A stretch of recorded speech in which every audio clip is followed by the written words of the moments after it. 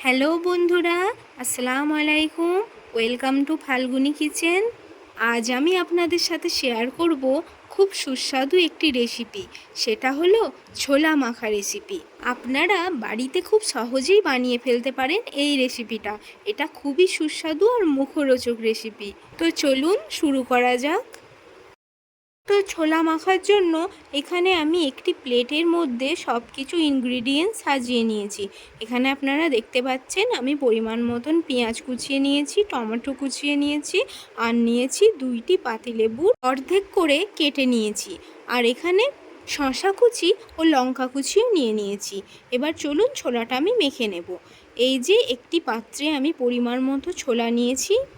এবার একে একে এতে আমি সব কিছু মিশিয়ে নেব। প্রথমে আমি দিয়ে দিলাম কুচি করে রাখা পেঁয়াজ। এবার এতে আমি দিয়ে দিলাম কুচি করে রাখা লঙ্কা।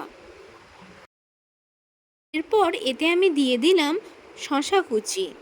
এবার আমি এতে টমেটো কুচি দিয়ে দিলাম।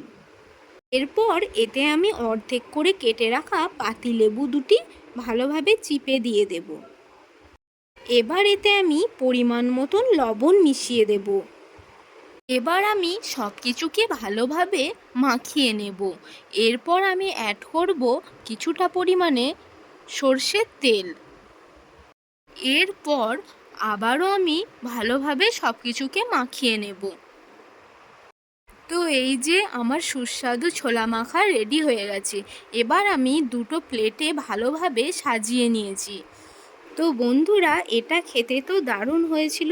তো আপনারাও কোনো একদিন বাড়িতে সন্ধ্যার নাস্তা হিসাবে এটাকে বানিয়ে খেতে পারেন।